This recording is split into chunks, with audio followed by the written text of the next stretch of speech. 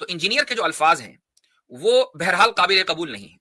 اس میں تو کوئی شک نہیں ہے کہ بے ادبی سے یعنی کوئی آدمی بھی جو سنتا ہے، میں نے جب وہ الفاظ سنے تو خود بخود زبان کے اوپر العیاذ باللہ جاری ہو گیا.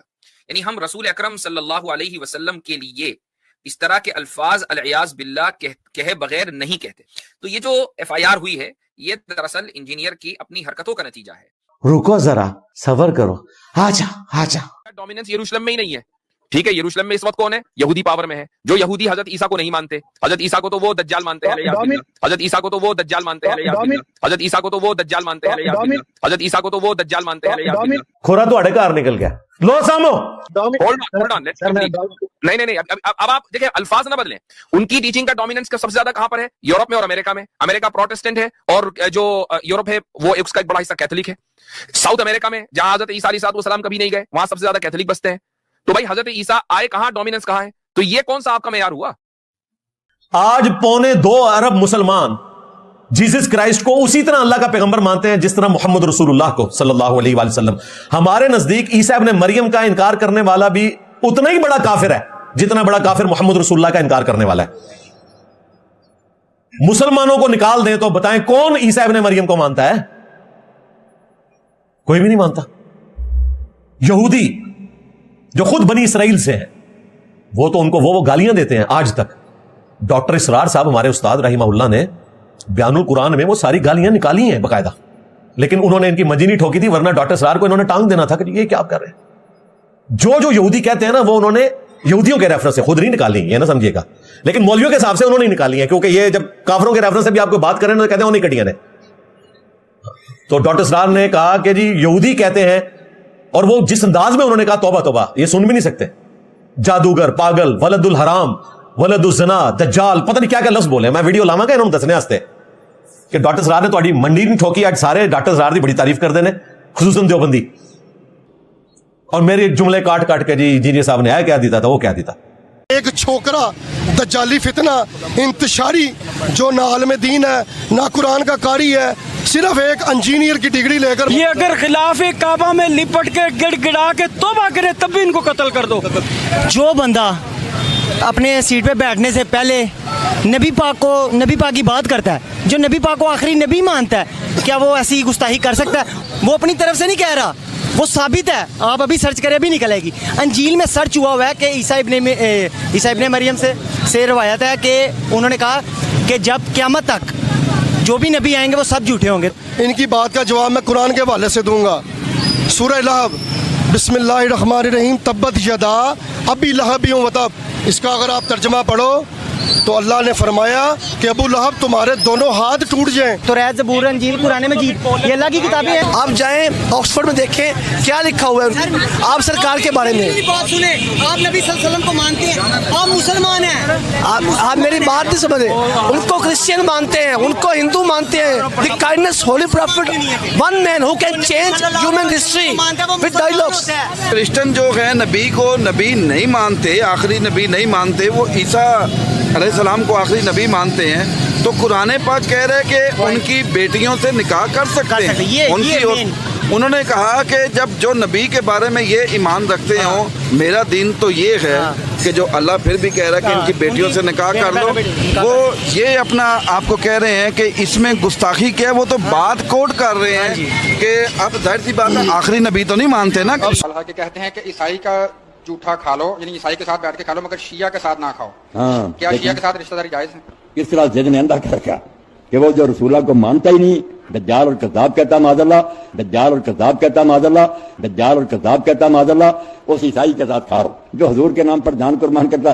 صرف آپ سے اس کا ذہن مختلف ہے، آپ اس بیچارے کو کہتے ہیں اس کا نہ کھاؤ. والمحصنات من الذین اوتوا الکتاب جو سورہ مائدہ کی آیت کا اس نے حوالہ دیا ہے، اس کا مطلب یہ ہے کہ وہ پاک دامنہ عیسائی عورتیں جو اہل کتاب میں سے ہیں، اس میں یہ نہیں ہے کہ نبی پاک پر ایمان نہ رکھتی ہوں. بائبل کے حوالے سے وہ 3 لفظ ہیں، اینٹی کرائسٹ اور فالسی پروفٹ اور فالسی ریفارمر. اس کا معنی کسی ڈکشنری میں نعوذ باللہ دجال یا کذاب نہیں ہے. اس کا سر تن سے جدا ہوگا، 1000 دفعہ کعبے میں کھڑے ہو کے اپنے سر پہ قرآن رکھے اور عرش تک رکھ لے اربوں خربوں، اس کی توبہ قبول نہیں ہوگی. جو 295C ہے نا، اس کا یہ جو پاکستان پینل کوڈ کا ہے اس میں یہ ہے کوئی بھی بندہ مسلمان ہو یا غیر مسلم ہو وہ نبی علیہ السلام کی ذات یا اعضاء یا آپ کی طرف منسوب کردہ چیزوں کو حقارت سے ظاہر کرے، وہ چاہے الفاظ سے یا اشارہ سے یا فوٹوگرافی سے یا خاکوں سے، جیسے وہ کرتے ہیں ڈنمارک وغیرہ، تو وہ بندہ چاہے توبہ کرے نہ کرے، رجوع کرے نہ کرے، اللہ کے ہاں گڑ گڑائے نہ کرائے، اس کو سر تن سے جدا ہی ہوگا۔ اس کی سزائے موت ہے، عمر قید والی انہوں نے شرک ختم کر دی تھی۔ احادیث متواتر ہیں، نبی علیہ السلام نے 20 فیصلے دیے ہیں گستاخان نبوت کے بارے میں۔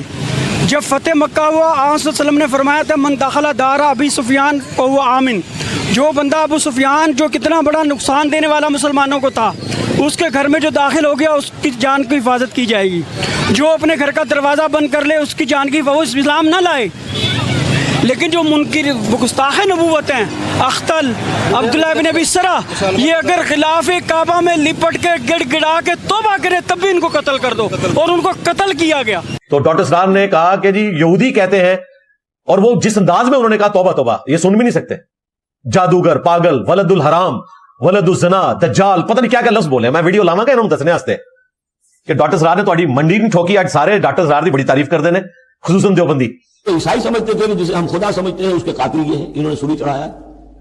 یہودی سمجھتے تھے کہ کافر جو تھا، مرتد جو تھا، جادوگر تھا، ولد الحرام تھا، ولد الزنا تھا، اسے یہ خدا کا بیٹا بنائے پھرتے ہیں۔ اب یہ اس قدر یعنی کنٹراسٹ ہے اتنی ایک دوسرے کے خلاف کہ ان کے اندر کوئی پوائنٹ آف میٹنگ ہے۔ اچھا بیٹے، اور یہ نبی علیہ السلام کا فیصلہ ہے۔ اب اس فیصلے کے بعد کوئی خلافہ راشدین، کسی صحابی، کسی تابعی، کسی بچے بات کو سمجھیں، بچے بات کو سمجھیں بیٹے، یہ بڑا اہم ٹاپک ہے۔ وہ یہ کہہ رہے ہیں کہ تمام علماء کا ایک متفقہ ایک فیصلہ ہے 295 اگر نعوذ باللہ کسی کی کتاب میں لکھا ہے یا کسی نے منہ سے بولے، اگر ہم وہ کہہ رہے ہیں بیٹے اگر کسی کی کتاب میں لکھا بھی ہوا ہے، فور ایگزامپل نعوذ باللہ میرے منہ میں خاک، تو وہ کہہ رہے ہیں بیٹے اس کو پڑھنا بھی گناہ، اس کو بتانا بھی گناہ، اس کو ظاہر کرنا بھی گناہ۔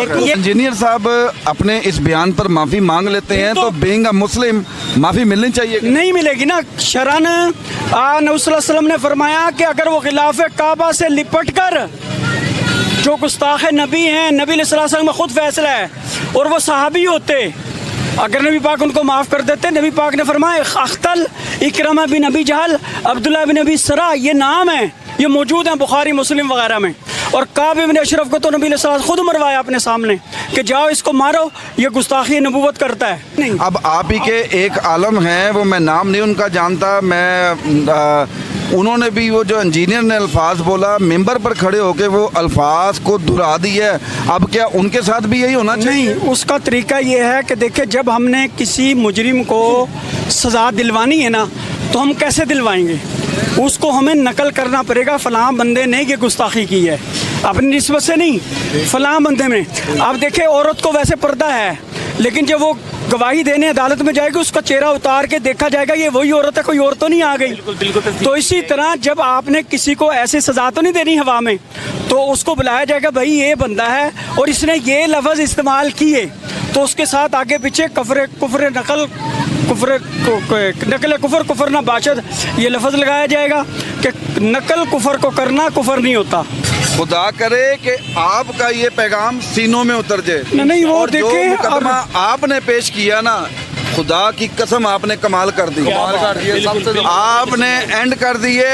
میرے بھی ذہن میں خلل تھا، میرے بھی ذہن میں سوال اٹھ رہا تھا کہ یار وہ بندہ جو ہے ہر بات سے پہلے نبی کا نام لیتا ہے اور ہر پروگرام کے اینڈ پہ نبی کا نام لیتا ہے، توحید جتنی انجینئر علی مرزا صاحب نے بیان کی ہے نا، میرا نہیں خیال اور میرے بہت سے کنسیپٹ جو ہیں انجینئر علی مرزا کی وجہ سے کلیئر ہوئے ہیں، اور میں بھی ہو سکتا ہے کہ جن چیزوں کا ہمیں علم نہیں تھا اس نے وہ بھی بتایا، لیکن آپ کے جواب نے میرے دماغ کی نسیں کھول دی ہیں۔ یہ جنمیوں والا کام ہے نا، جھوٹا الزام لگانا کسی کے اوپر، اس سے بڑا اور کیا کام ہو سکتا ہے؟ اور ایک مسلمان کو ونریبل کرنا، خود ان کی فقہ کی کتابوں میں لکھا ہوا ہے، ان کے بڑے مفتی کی ویڈیو موجود ہے کہ اگر کسی شخص کی بات میں 100 में से 99 मतलब कुफर के निकलते हो ना, और एक मतलब इस्लाम का निकलता हो, तो मुफ्ती पर वाजिब है कि वो उस एक का ख्याल रखते हुए उससे फतवा कुफर हटा ले और उसे मुसलमान समझे। जब तक कोई कंफर्म गुस्ताखे रसूल ना हो, आप किसी को कत्ल करोगे, आप कातिल हो, आप आशिक नहीं हो कि भाई बंदूक चुकी अपनी खुद ही फतवा, खुद ही मुफ्ती, खुद ही जनाब अमल, खुद ही जज और खुद ही काजी, ऐसे नहीं है। तो तुम कहां से आ गए जिन्हें नमाज नहीं आती और तुम ये फतवे दो कि कौन गुस्ताखे रसूल है और कौन गुस्ताखे रसूल नहीं है? ये मजाक है क्या? खबरदार खबरदार, आगाह रहो। जिस तरह तौहीन रिसालत के हवाले से मामला खतरनाक है, उस तरह इंसानी जान के हवाले से भी मामला बड़ा खतरनाक है। 100 वजूहात कुफर हो किसी बंदे की तावील में, एक वजह उसकी ईमान वाली आ जाए, उसे मोमिन कंसीडर किया जाता है। 100 वजूहात कुफर हो किसी बंदे की तावील में, एक वजह उसकी ईमान वाली आ जाए, उसे मोमिन कंसीडर किया जाता है। 100 वजूहात कुफर हो किसी बंदे की तावील में, एक वजह उसकी ईमान वाली आ जाए, उसे मोमिन कंसीडर किया जाता है। ये आप कहां हैं? आपको क्या पता आम आवाम को कि क्या चीज तौहीन पर मुंतबिक होती है और क्या चीज जो है ना नहीं होती। बस साथ ये लिखना भूल गए थे सवाए इंजीनियर साहब के कि जिनकी बात 100% भी इस्लाम के मुताबिक होना, आपने फिर भी फतवा कुफर का लगाना है। ये इनकी फिक्र की बुनियादी किताबों में लिखा हुआ है, और हमारी बारी आई है तो ये सब कुछ भूल जाते हैं, अपनी तरफ से मामलात को लेकर चलते हैं।